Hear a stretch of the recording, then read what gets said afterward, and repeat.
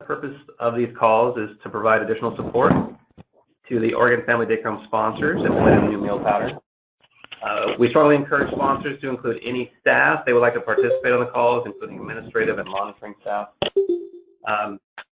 So I'm just going to go ahead and quickly, we're going to introduce everybody that's in the room with me, and then we'll get going.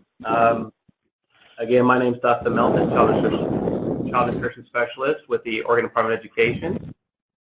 Hi, I'm Vicki Boyce, Child Nutrition Specialist. Megan Tashida, Child Nutrition Specialist.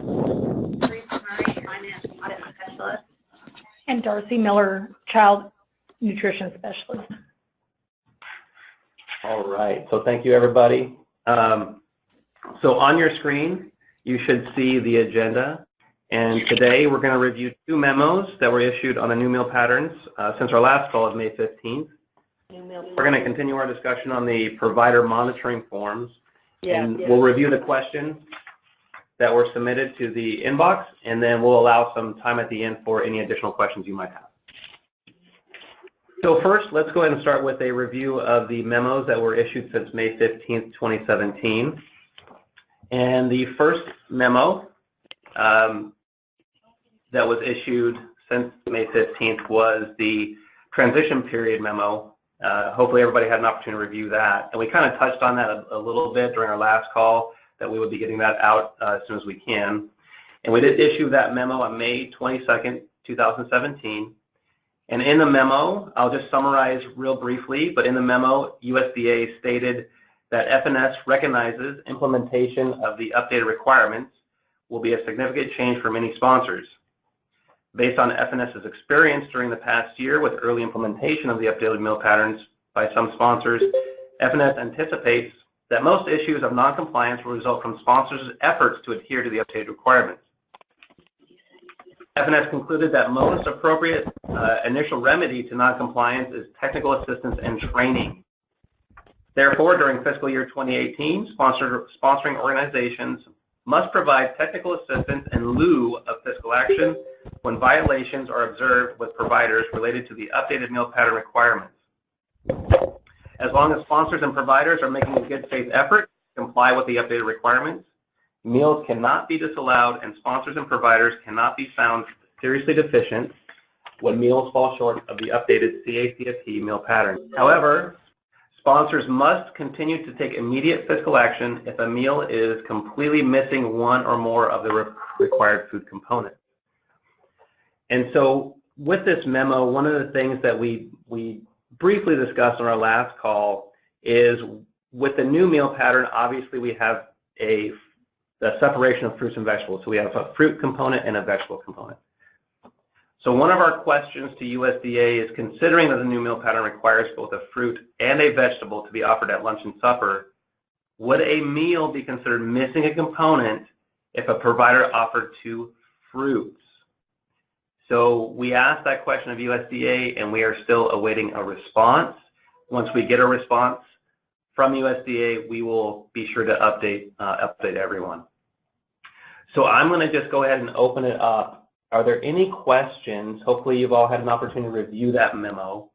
Are there any questions that you have regarding that? And you can go ahead and just ask on the line, or if you want, you can we also have the chat feature, so you can ask via the chat feature. So we're getting a little bit of feedback. So if you have any questions, I've had to mute all the lines because the feedback was coming through. If you have questions, go ahead and submit them through the chat. And then what I'm going to do is just move on to the next memo, and then we can address any questions you have as they come up. So we also issued a Q&A memo, and that memo was issued on May 30th. And what we're going to do is we're going to issue the Q&As in a series of memos. So the first Q&A that we released was on the milk memo, or I'm sorry, the milk questions and answers. And that was issued on May 30th. If you have any questions, I'm not going to go through all the questions and answers, but if you have any questions on the Q&A with the milk component, please go ahead and send those to the chat, and I'll just give it a minute if you have any questions on that one.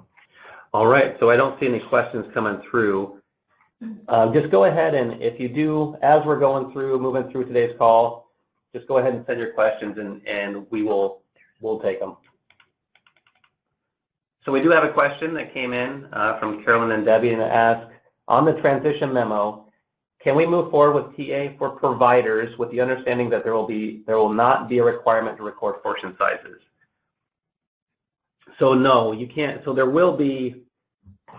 is going to be a requirement that portion sizes will be listed on the menus. What we're still waiting on is how those portion sizes can be listed on the menus. So definitely do not proceed with telling them that there will not be a requirement to record portion sizes, because there will be. That will be a requirement. And I know that that's still an outstanding question that you all have and that we've submitted to USDA, is to ask how that needs to look on a menu. And we're still awaiting guidance. And our understanding is that USDA will be issuing a memo soon on what all needs to be included on the menu. So we will get that out as soon as we receive it. Okay, so let's go ahead and move forward. So our next topic is the provider monitoring forms. And if you recall, during our call in May, we stated that we would be creating a provider monitoring form for sponsors to use. We ask that each of you send in your monitoring forms so that ODE-CMP can see how each sponsor is asking questions, and thank you. Everybody did do that. We really appreciate it. It was really helpful for us in creating the provider monitoring form. So we did create a form, and we sent it off on June 9th for feedback. And as stated in our last call, the goal is to have the form available for your use so that you can train staff and begin using it beginning October 1st, 2017. Once finalized, you may use the ODE-CMP form or your own form, but it will need to be approved by your specialist prior to use. If you have not had an opportunity to review the form that was sent, I'm going to go ahead and pull it up now, and then we can review it and definitely take any feedback that you have. So I'm going to pull up the form. Hopefully everybody should be able to see the form now. And this is what we sent out on Friday. So we have another question that came in on the monitoring report. And the question is, why does the monitoring report list requirements on food portions if we have no answer? So great question. Again, the requirement is going to be that portion sizes are listed on the menus.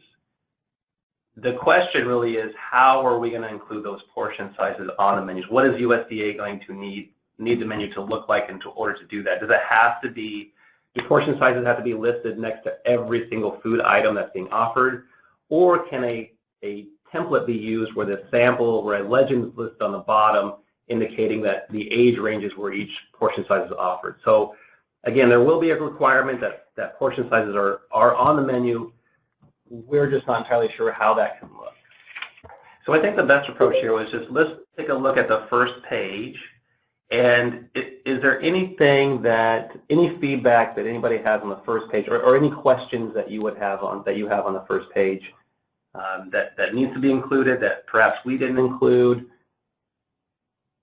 Anything is helpful. Go ahead and just submit. I'm just going to give it a minute or so. Go ahead and submit your questions through the chat, any feedback you have from the chat, and we'll go ahead and address them as they come through. I have a couple more questions coming through. So we have a question that says, I would like the review all on one page. 2 NCRs are very costly. That's a good point. If you are using NCR paper, it gets really expensive if the monitoring form is more than one page. There's also a question on the date of provider's last training. Linda, is there a specific question you have around that? Oh, and you put in, does this mean date of last review or date of annual training? So that would be the date of their latest training. So probably more than likely that's going to include the date of their annual training. But we can spell that out a little bit more on that line if that helps. So we got some more feedback that says there are too many lines. Can we shorten the list? So that's something we can definitely do. So Kathy, on your comment about too many lines, are you referring to the names of the children in care? Okay, thank you, Kathy. Yes, it doesn't have to be that long. So the names of children in care, this is just something what you'd want, is how you want this. There's 18 lines. Some of the homes have potential for 16 children in care. And what number do you think would be good to put on here? If you want like 10, 12, 8, because it could be really adaptable to that. So Linda said 16, so thank you, Linda, for that. Anybody else? We have additional comment that says no more than 8. Any other input on the total lines that we need for the names of children in care? So we have more feedback coming in. Some feedback about adding in the license number. We could add that in as well. And then there was a comment about, so we want to list only the children observed during the visit. Sometimes children will come and go during a visit, making the total number more than the certified number of 16, which is correct. So that's a good point that sometimes it's more. So really this should be the number of children enrolled. And so we can work on that.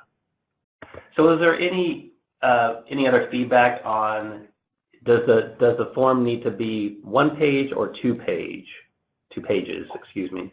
We did have one, somebody that did prefer it to be just a 1 page because of the NCR, but we'd like to get, if everybody can provide feedback on how many page numbers, that would be helpful. So it seems that the majority would prefer 1 page. So question, would a legal size 1 page work for you? So the feedback we're receiving is that legal size would work, 1 page legal size, so we can work on that. What I'd like to do is go ahead and move to the 2nd page.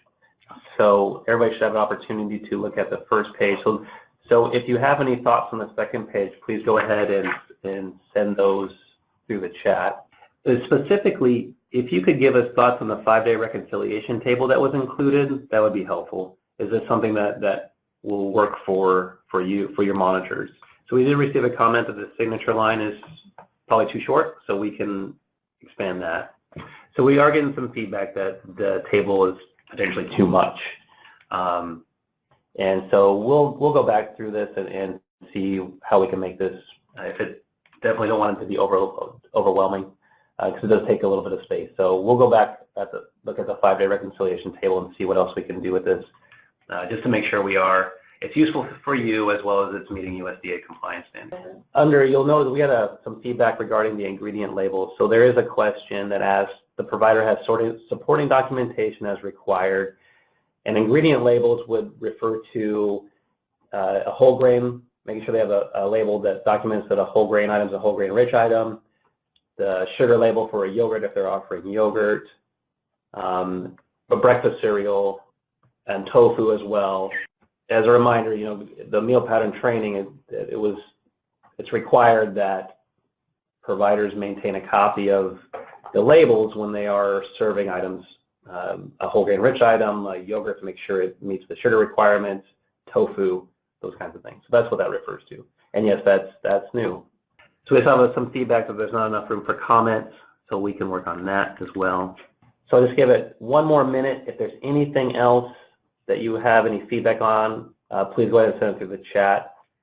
We do appreciate all your comments, as again, we want to make this form that you can use, and so we'll make some changes to it, and then we can get it back out. So we're getting some questions now on the labels, which is great. So question came in, are original labels required or are photocopies acceptable? Photocopies are acceptable. The provider does not need the original. And we had another question, labels are required for provider to keep, not us, correct? And that is correct. The provider needs to keep those on file.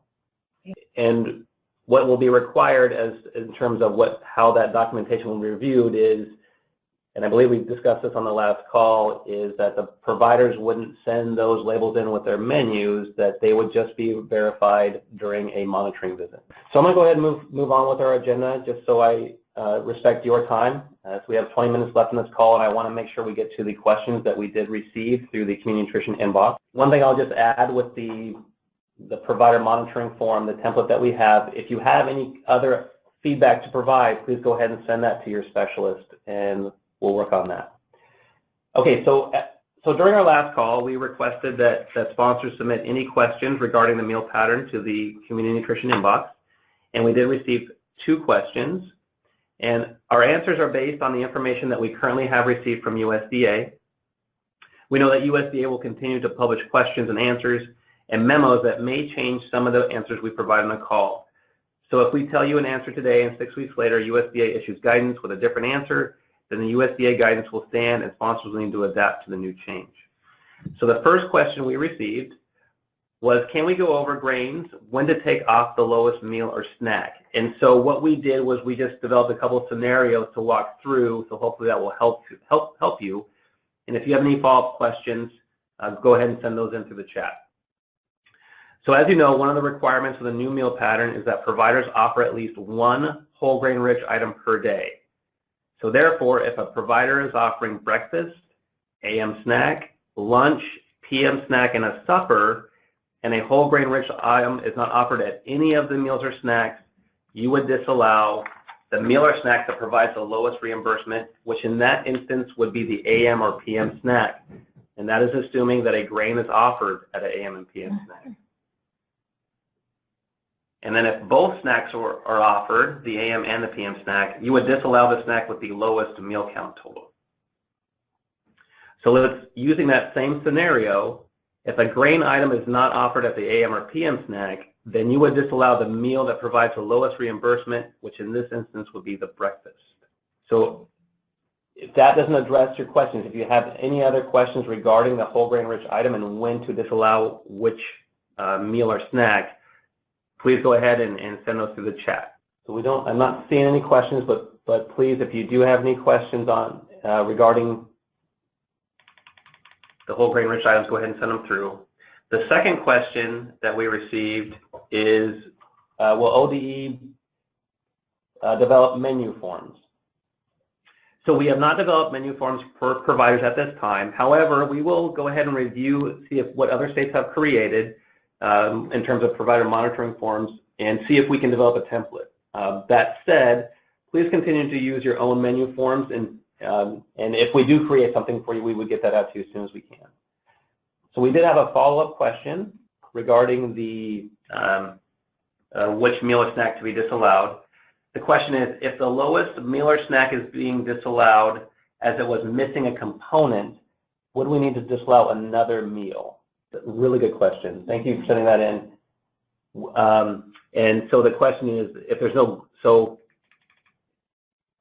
there's a follow-up that there is no grain for the day, right? So that's a great question. And so we will go ahead and I think we're going to discuss, and then we will probably have to send that one on to USDA. Thank you.